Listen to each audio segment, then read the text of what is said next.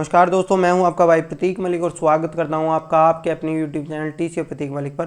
और जैसा कि आप सबको पता है कि हमारी 6 लेक्चर की मैथ्स पेडागोजी का क्रैश कोर्स चल रहा है। आज सेकंड लेक्चर है, एक लेक्चर पहले हो चुका है। इसके अंदर हम बात करेंगे वैन हेले की थ्योरी और नंबर कंसेप्ट के बारे में। क्लास आज थोड़ी सी लेट हो रही है, कुछ टेक्निकल रीजंस थे। चलिए बात करते हैं। देखिए, वैन हेले की थ्योरी से क्वेश्चन आए हैं टोटल 7, नंबर कंसेप्ट से क्वेश्चन आए हैं 10।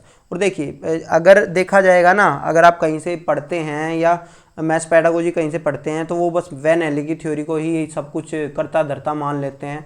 और इससे आज तक बस 7 क्वेश्चन आए हैं, समझ रहे हो।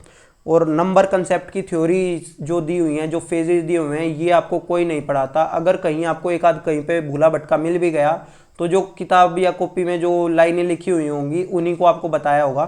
चलिए आज हम बात करते हैं, थोड़ा सा प्रैक्टिकल वे में बात करेंगे। सबसे पहले मैं बात करूंगा नंबर थ्योरी या नंबर कंसेप्ट के बारे में ही।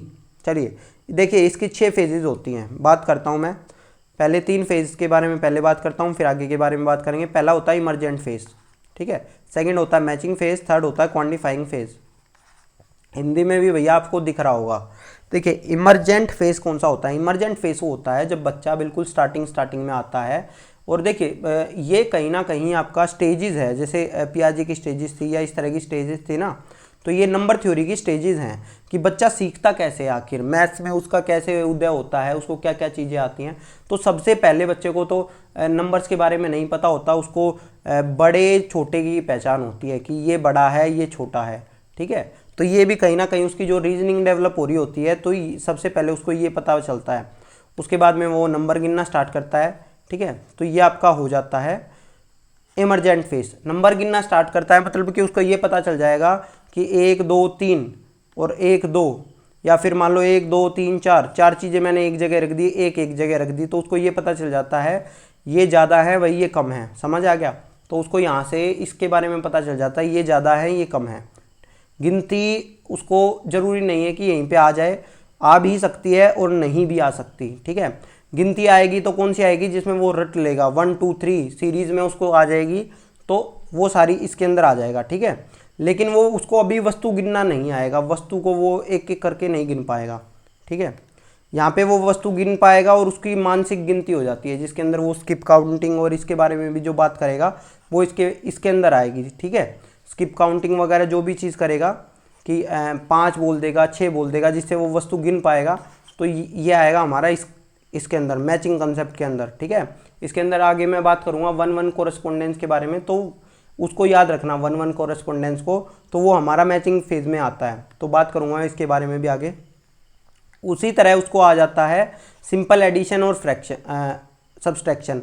वो कैसे आएगा कि उसको कह दी बेटा ये 2 चीज़ें हैं, ये 4 चीज़ें और आ गई कि 2 टॉफ़ी तेरे पास पहले थी, 4 और मिल गई, अब बता तेरे पास टोटल कितनी हुई, तो गिन के बता देगा 1 2 3 4 5 6, समझ आ गया। तो इस तरह से उसको एडिशन सब्सट्रैक्शन आ जाएगा, वो उंगलियों पे गिनेगा या वो किसी तरह से भी गिनेगा, तो वो उसको जमा और घटा आ जाएगा, जोड़ और घटा आ जाएगा, समझ आ गया।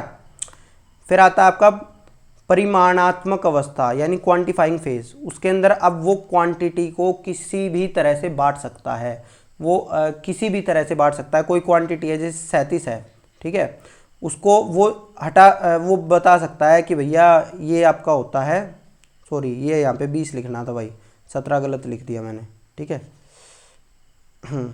अच्छा हाँ सॉरी, ठीक है, मैं ये एग्जांपल 37 का दे रहा हूँ, तो ये 34 का, तो 34 बराबर है 17 + 17, समझ आ गया। मेरे को लगा मैंने यहाँ भी 37 लिख रखा है, ठीक है। तो मान लो 37 है, 37 को वो कह सकता है कि 10 + 20 + 7, तो इस तरह से वो अलग अलग तरह से किसी भी नंबर को जोड़ पाएगा। उसको ये पता चल जाएगा कि 1 + 3 भी 4 होता है, और 4 = 2 + 2 भी ये भी 4 होता है, 2 + 2 भी 4 होता है, और 1 + 3 भी 4 होता है, उसको ये पता चल जाएगा। आ गया समझ में? तो वो इस फेज में होता है। वो एक तरह से मैं बताऊं, वो जोड़ और घटा वाले जो उसकी समझ बनी है ना, उनसे वो एक तरह से खेलने लगेगा कि अच्छा ये भी इसको तो 4 को तो मैं इस तरह से भी लिख सकता हूँ 1 + 3, और 4 को मैं इस तरह से भी लिख सकता हूँ 2 + 2, ठीक है। तो ये चीज़ें उसको पता चल जाएंगी। फिर उसको कुछ चीज़ें याद भी हो जाएंगी। अब जब ये होगा ना, ये उसको पता कैसे चलेगा, क्योंकि उसको याद हो जाएंगी, वो एडिशन फैक्ट उसको याद हो जाएंगे। जैसे मैंने आपको पहले भी बताया था कि हम अपने दिमाग के अंदर जोड़ते हैं, ठीक है, लेकिन हमेशा नहीं जोड़ते। कुछ चीज़ें हमारे को टाइम के साथ याद हो जाती हैं। जैसे 2+2 आप जोड़ के नहीं देख ले, 1 2 3 4, तो इस तरह से 4 नहीं हुई, ये आपको याद हो रखा है 2+2 4, तो ये इस फेज़ के अंदर आता है, ठीक है। इसी तरह से उसको लगेगा कि मल्टीप्लिकेशन एडिशन का शॉर्टकट है। अब देखो, अगर आपको नहीं पता हो तो मैं बता देता हूँ। जैसे 2+2+2, ठीक है, तो ये होता है 6। तो अब उसको पता चलेगा कि जो ये सिंबल है ना, ये मल्टीप्लाई का जो ये सिंबल है, ये एक्चुअली इसका शॉर्टकट है। 2 × 6 अगर मैं लिख दूंगा तो ये भी 6 होएगा। अभी उसको करना नहीं आ रहा, मल्टीप्लाई का यूज़ करना नहीं आ रहा है, या कुछ चीज़ें नहीं पता, बस उसको आप टेबल करवा रहे हो, ये सारी चीज़ें करवा रहे हो, याद करवा रहे हो, जिससे वो थोड़ा सा समझ सकता है कि अच्छा ये तो शॉर्टकट हो गया इसका। इसी तरह से 4+4+4+4+4, ठीक है, तो उसको पता चल जाएगा 4 × 5 यानी कि 20, ठीक है, 20 है हमारा, तो ये हमारा हो जाएगा, ये आपका क्या है, ये शॉर्टकट होगा, ठीक है। तो बच्चा उसको सोचेगा शॉर्टकट। इसी तरह से उसको डिवीजन करना आ जाएगा। मतलब देखिए, अभी मैं ये नहीं कह रहा कि उसको एडिशन मल्टीप्लिकेशन करना आ जाएगा, लेकिन वो उसको मल्टीप्लिकेशन के बारे में पता चल जाएगा और वो एडिशन से मिला के देखेगा उसको, समझ रहे हो। एडिशन के ही शॉर्टकट को सोचेगा वो कि ये जोड़ का ही शॉर्टकट है गुना, ठीक है। अब बात करते हैं हम डिवीजन के बारे में। डिवीजन के बारे में अगर देखा जाए तो ये भी रिपीटेड सब्सट्रैक्शन होता है, लेकिन यहाँ पे बच्चा कैसे करेगा, यहाँ वो डायग्राम से देखेगा। मान लो उसको बच्चे को दे दिया डायग्राम या फिर कोई भी इस तरह की चीज़ होगी, अब कह दिया कि बेटा अब इसके अंदर से है ना इसको 2 भाइयों में बांट दे, तो अब उसको बांटना आ जाएगा, वो बता देगा 1 2 3 4, ठीक है, तो बराबर बराबर बांट गई, तो इसका मतलब या वो इस तरह से बांट देगा। तो ये डायग्राम से या किसी भी तरह से वो चीज़ें बांटना सीख लेगा, तो आपका हो जाएगा ये क्वांटिफाइंग फेज के अंदर। समझ आया। चलिए अब आगे चलते हैं। पार्टिसिपेशनिंग फेज के अंदर वो क्या सीखेगा बच्चा। देखिए यहाँ तक उसने क्या सीखा था, जोड़ वगैरह वो सही तरह से सीख चुका था, लेकिन अब उसको पता चलेगा कि भैया जोड़ और घटा आपस में उल्टे हैं। कि अगर मैं 4+2 = 6 लिख रहा हूँ, तो 6 - 2 = 4, ठीक है। कि जो हम बताते हैं ना क्लासेस के अंदर जाके कि ये माइनस का है, यहाँ जाके प्लस हो जाएगा, तो वो चीज़ें उसको समझ में आने लग जाएंगी। समझ रहे हो कि ये चीज़ें इसको समझ आने लग जाएंगी कि ये +2 है, तो ये यहाँ पे जाके -2 हो जाएगा। समझ आ गया। तो उसको ये चीज़ पता चल जाएगी, यहाँ पे पार्टिसिपेशनरी फेज में पता चल जाएगी उसको। इसी तरह से वो बड़ी बड़ी संख्याओं से गुणा और भाग करना सीख जाएगा इसके अंदर। इसी तरह से उसको मल्टीप्लिकेशन फैक्ट याद हो जाएंगे। मैं ये नहीं कह रहा कि पूरे के पूरे पहाड़े याद हो जाएंगे, लेकिन जितनी ज़्यादा उसने प्रैक्टिस करी होगी उसके हिसाब से उसको याद हो जाएंगे। जैसे 5 × 5 = 25। अब आप पहाड़ा थोड़ी पढ़ते हो 5, तो हम यही बात कर रहे हैं ना कि कटवा पहाड़ा जो आपका याद होता है वो आप वैसे याद नहीं होता। वैसे तो अगर आपने टेबल से अगर आप कोई चीज़ याद करी है तो वो तो आपको याद करनी पड़ेगी। जैसे कि कुछ टीचर क्या करते हैं कि उनको कह देंगे टेबल सुनाओ भाई, ठीक है, टेबल सुना के अपने बच्चे को तो टेबल याद करवाई है ना, तो अब उसको कह देंगे बता 7 × 6, तो भाई वो एकदम से नहीं बता सकता, उसको तो टाइम चाहिए ना। 7 × 1 करेगा, 2 करेगा, इस तरह से उसको तो टाइम चाहिए ना। ये जो 7 × 6 ये 42 आया है, ये आपने क्योंकि प्रैक्टिस कर रखी है तो आपको ये चीज़ याद हो गई कि 7 × 6। तो इस फेज के अंदर बच्चे को ये चीज़ें याद हो जाएंगी जितनी ज़्यादा उसने प्रैक्टिस करी होगी, ठीक है। चलिए अब बात आगे करते हैं। इसी तरह से वो भैया कॉमन वाली चीज़ें हो जाएगा, वो मल्टीप्लिकेशन और प्लस को एक तरह से जोड़ के चीज़ करने लगेगा। कि जैसे 42 × 7 करना है उसको, तो अब वो कहेगा पहले 40 से मल्टीप्लाई कर देता हूँ 7 को, फिर 2 से मल्टीप्लाई कर देता हूँ 7 को, और फिर जोड़ के लिख दूंगा। तो वो चीज़ें उसको पता चल जाएंगी यहाँ पे इस फेज़ के अंदर। फिर आपकी लास्ट आती है, सॉरी अभी आती है फैक्टरिंग फेज। फैक्टरिंग फेज के अंदर भैया अभी तक देखो, अभी तक हमारी नंबर्स के अंदर बात कर रही थी। अब जैसे ही उसको डेसिमल और फ्रैक्शन के बारे में पता चलेगा ना, तो वो आ जाता है फैक्टरिंग फेज के अंदर। अभी उसको डेसिमल और फ्रैक्शन के बारे में पता चल जाता है। इसी तरह से उसको बेसिक फैक्ट भी याद हो जाते हैं। बेसिक फैक्ट कैसे, 2 का स्क्वायर क्या होता है, 4 होता है, 6 का स्क्वायर क्या होता है, 36 होता है, तो उसको बेसिक फैक्ट याद हो जाते हैं, ठीक है। इसी तरह से उसको बेसिक फैक्ट याद हो जाता है 100 का आधा क्या है, 50 होता है, समझ रहे हो, ये बेसिक फैक्ट है। इनके ऊपर भी मैं कभी आपसे बात करूंगा जब हम हायर लेवल ऑफ मैथ्स करेंगे ना, तो आपको कुछ मैथ्स का देखिए, जिनका मैथ्स कमजोर होता है ना उनको दिक्कत कहाँ होती है, उनको कुछ ये फैक्ट्स याद नहीं होते या ये बेसिक फैक्ट्स याद नहीं होते, इस वजह से उनका मैथ्स कमजोर रह जाता है। अगर आप में से किसी का मैथ्स कमजोर हो तो आप ये देखना आपको इनमें से क्या क्या चीज़ें आती हैं, क्या क्या चीज़ें नहीं आती थी, ठीक है। फिर बात करते हैं, फिर उसको वही वाली बात है, फिर वो आधा करना सीख जाएगा, ये सारी चीज़ बता देगा। अब यहाँ की किस तरह की आधा कर रहा था भाई वो, इस जगह कर रहा था 100 का आधा, तो यहाँ 5 का आधा करना भी सीख जाएगा। जो पॉइंट में आंसर आ रहा है उसका, वो उसको भी आधा करना सीख जाएगा। आगे समझ में। फिर आपका होता है लास्ट में ऑपरेटिंग फेज के अंदर मेनली उसको अलजेब्रा के क्वेश्चन, वो माना वाला होता है ना, माना एक्स, ठीक है, लेट एक्स, तो वो वाले क्वेश्चंस वो करना सीख जाएगा। उसको ये पता चल जाएगा मल्टीप्लिकेशन डिवीजन का इन्वर्स होता है। आया समझ में। इस फेज में उसको मल्टीप्लिकेशन और उसके इन्वर्स के बारे में पता चल जाएगा। इसी तरह से उसको इस फेज के अंदर वो डेसिमल और फ्रैक्शन के बारे में सीख लेगा बच्चा। इसके देखिए यहाँ तो डेसिमल और फ्रैक्शन के बारे में पता था उसको, अब डेसिमल को ऐड करना, माइनस करना, ये सारी चीज़ें उसको ऑपरेटिंग फेज में पता चल जाएंगी। इसी तरह से वो डेसिमल और फ्रैक्शन को भी पार्ट कर सकता है। जैसे कि अगर मैं कहूँ 1.3, तो वो बच्चा लिखने लग जाएगा 1 + 0.3, तो इस तरह से लिखने लग जाएगा। इसी तरह से शायद एक ऊपर चीज़ रह गई थी, वो दिखा देता हूँ मैं आपको, जो हाँ ये था, मैंने दहाई और इकाई में बांटना बच्चे को आ जाएगा, है ना। ये क्या होगा कि मान लो बच्चा 27 लिख रहा है, तो वो लिख पाएगा 20 + 7, ठीक है, वो अपने हिसाब से कर देगा। चलिए अब इसके क्वेश्चंस कर लेते हैं एक बार। अभी मैंने आपको फेजेस बताई हैं, तो देखो भाई इनमें से कौन सा होगा, आप खुद सोच के बताओ कि आपकी कौन सी फेज में मैंने ये बताया था कि बच्चे को जो क्वांटिटी है वो किसी भी तरह से वो लिख सकता है, विभिन्न तरीकों से किसी भी संख्या को लिख सकता है, तो वो कौन से में बताया था मैंने, याद करिए। देखिए कहाँ था हमारा, ये था ना, ये रहा, क्वांटिफाइंग फेज के अंदर था ना, ये 2 + 2 ये 4 लिख सकता है, या फिर ये इस तरह से ये चीज़ें लिख सकता है, तो ये है हमारा क्वांटिफाइंग आंसर है इसका। इसका क्या है, परिमाणात्मक अवस्था इसका उत्तर है। चलिए आगे चलते हैं। अब बात करते हैं यहाँ पे कि भैया फ्रैक्शन और डेसिमल के 4 ऑपरेशंस, बेसिक ऑपरेशन कौन से होते हैं। 4 बेसिक ऑपरेशन आपको पता होना चाहिए, प्लस, माइनस, डिवीजन और मल्टीप्लाई, ये बेसिक ऑपरेशन होते हैं। ये मैंने बताया था ऑपरेटिंग फेज में, आपका समझ में आ गया, किस में था, ऑपरेटिंग फेज में। चलिए नेक्स्ट पे चलते हैं। देखिए अभी आ गया कि बच्चा मान लीजिए स्किप काउंटिंग कर पा रहा है, तो वो कौन सी फेज में है, तो वो कौन सी में होगा, इमरजेंट फेज में तो नहीं होगा। स्किप काउंटिंग किस में आएगी, जो वो मेंटली कर रहा है, मेंटली कौन सी में करेगा, मैचिंग फेज में करेगा, मिलान स्तर पर करेगा, मिलान अवस्था में करेगा, ठीक है। तो ये चीज़ तो आपको कंफर्म हो गई, मतलब आ गई आपको ये चीज़ें। चलिए अब नेक्स्ट कॉन्सेप्ट पे चलते हैं।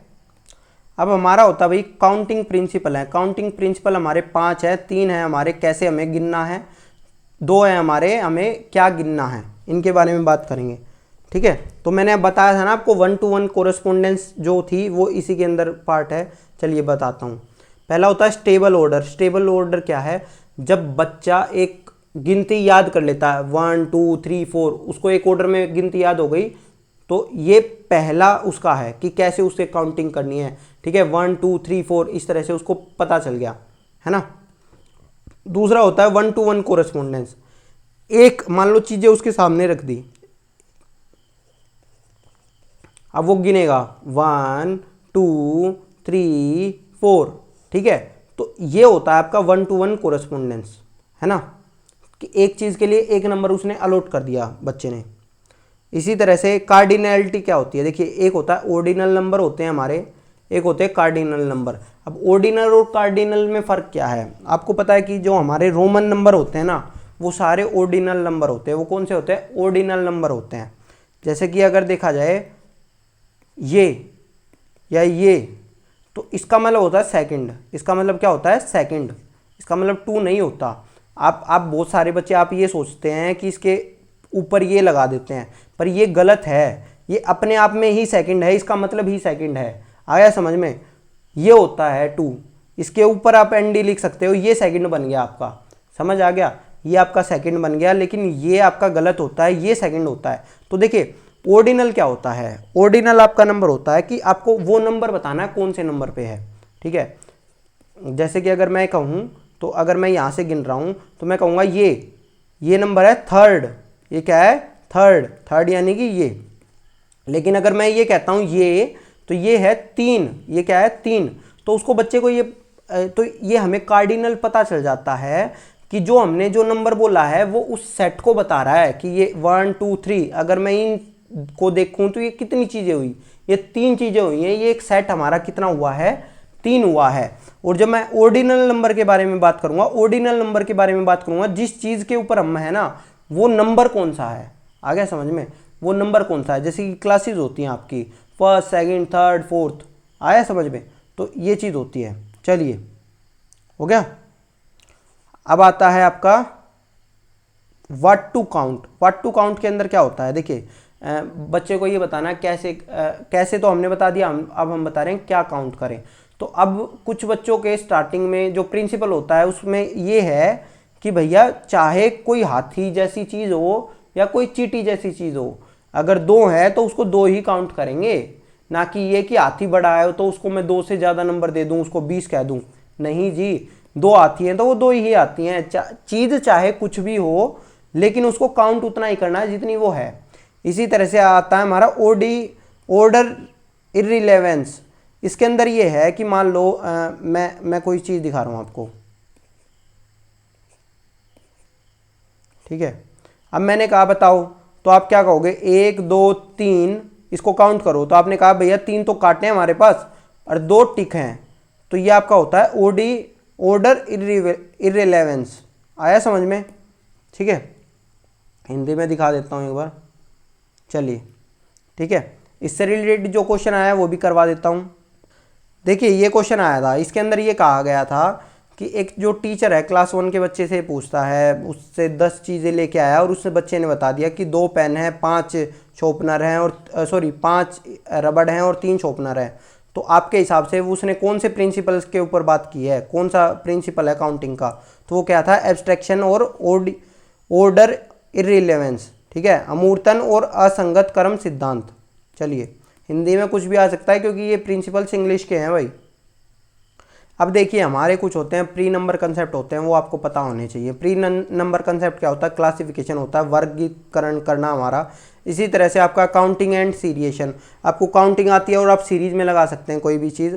इसी तरह से सिंक्रोनी क्या थी, जो हमारा, अब मान लो ये चीज़ है तो हमारा 1-1 कोरेस्पोंडेंस क्या था कि 1 2 3 4, लेकिन सिंक्रोनी क्या होता है, 1 1 1 1।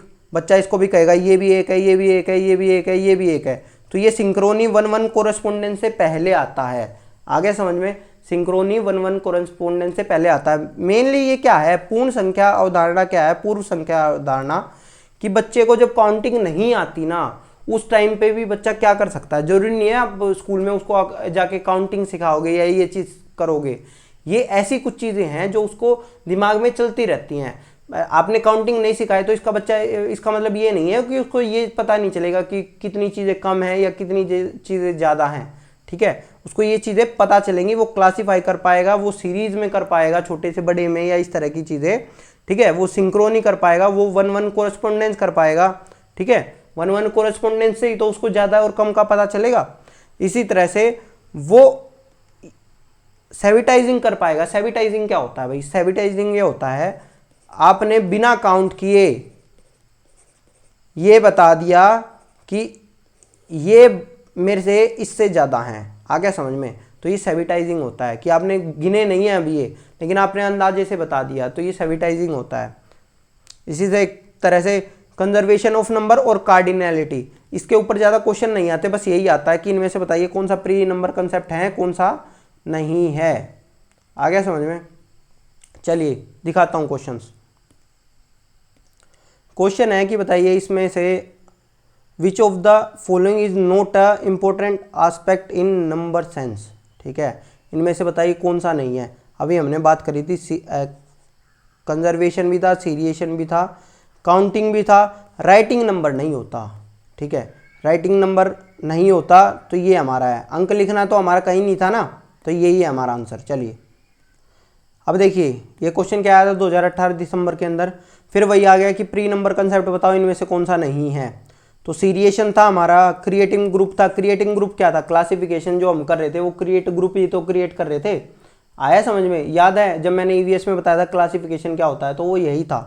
फिर 1-1 कोरेस्पोंडेंस के बारे में भी हमने बात करी थी। हमारा रिसाइटिंग नंबर नेम रेंडमली ये नहीं था। आया समझ में? हम सीरीज में तो नाम ले सकते हैं लेकिन रैंडमली नहीं ले सकते।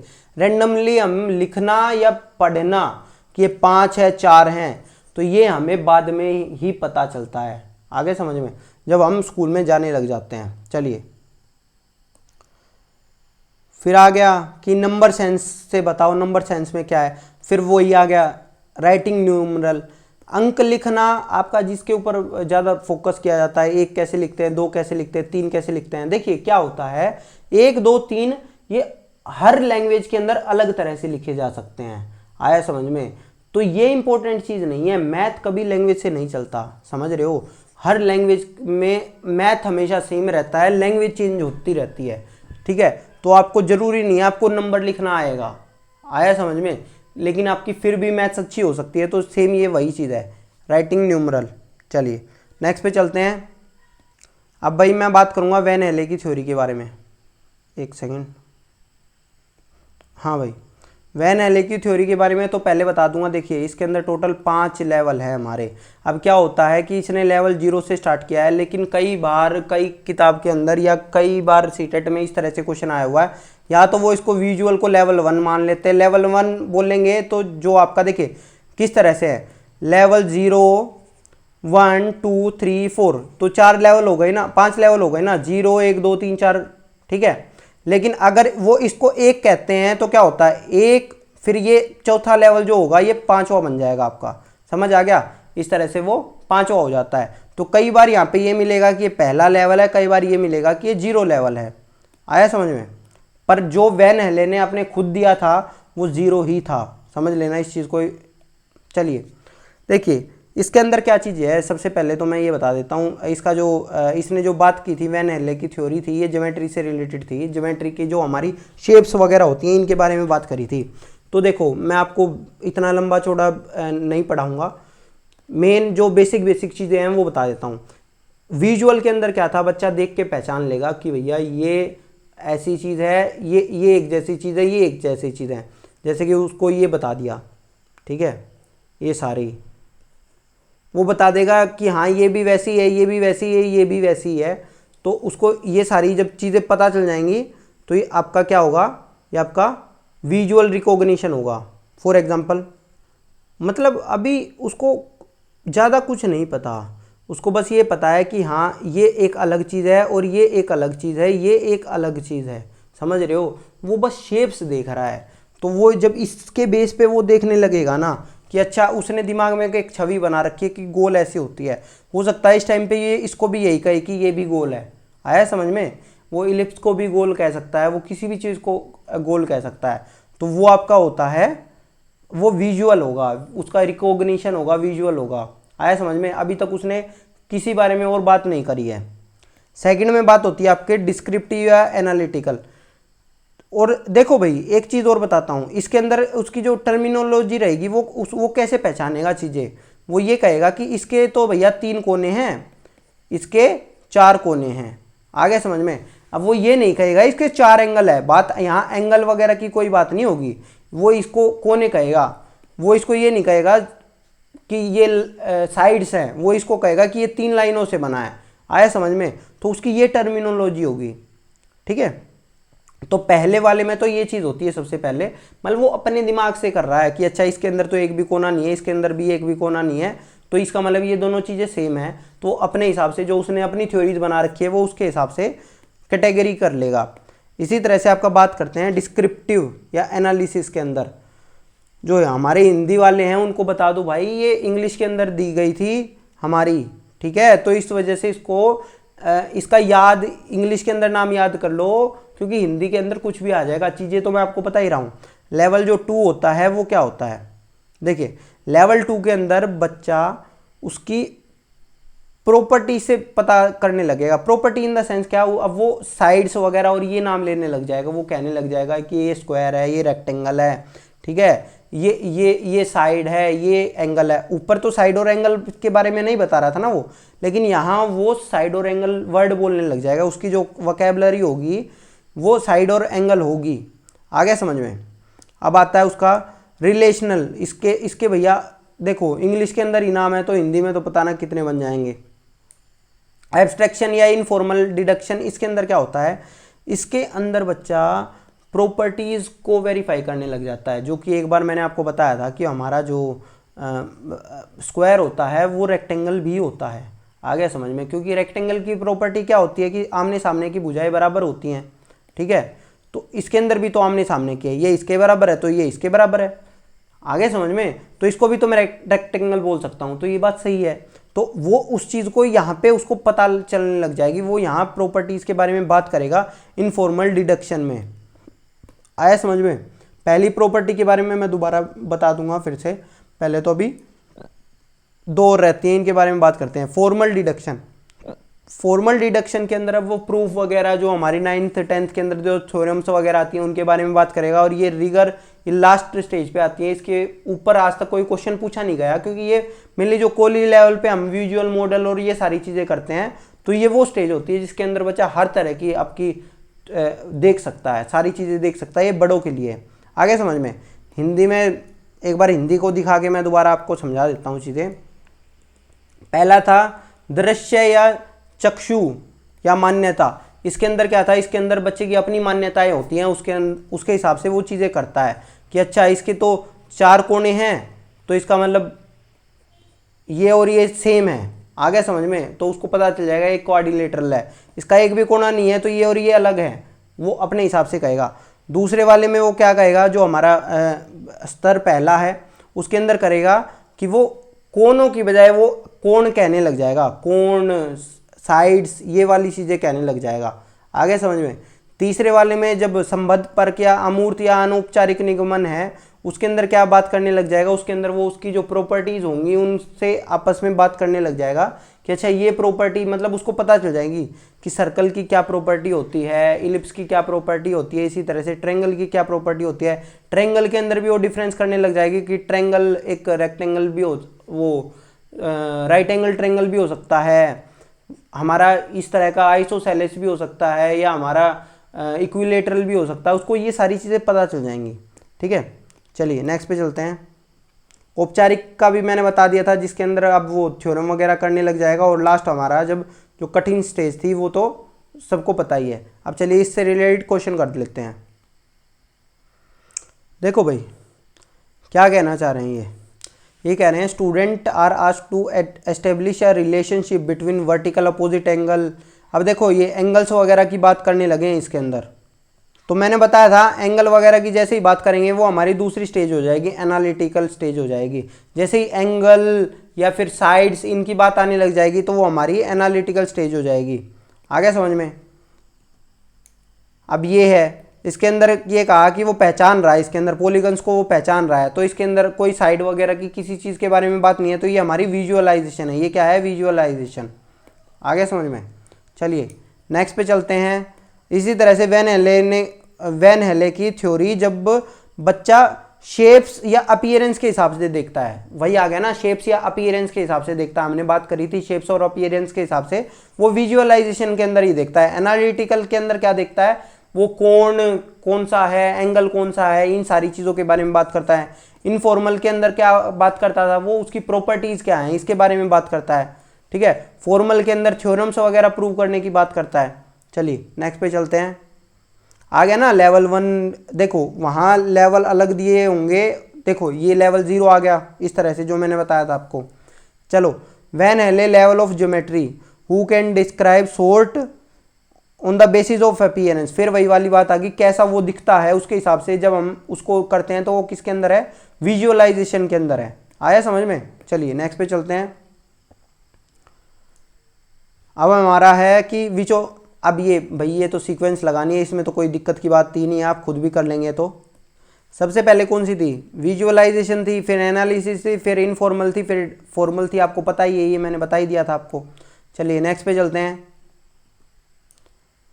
वैन हेले ने किसके बारे में बात करी? ज्योमेट्रिकल थिंकिंग के बारे में बात करी थी। कोई दिक्कत की बात ही नहीं है इसके अंदर। तो चलिए ये हमारा आ गया है। अब देखो ये चीज़ कह रहा था मैं कि जैसे यहाँ पे कह दिया कि लेवल 1 है विजुअलाइजेशन, पर लेवल 0 था ना हमारा। तो चलिए ये क्या कह रहे हैं कि 7, ये क्या कह रहा है, और 5 साइड्स, साइड के बारे में बात कर दिया, ठीक है। ऑफ ऑल 5 साइड्स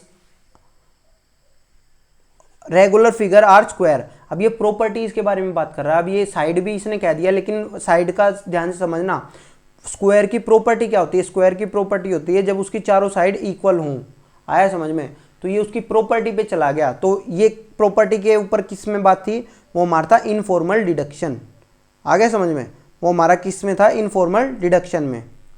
सॉरी भाई, इनफॉर्मल डिडक्शन में नहीं। इनफॉर्मल डिडक्शन में तो जब होगा जब हमारा स्क्वायर को किसी और से करेगा, रेक्टेंगल से जब शेयर करेगा।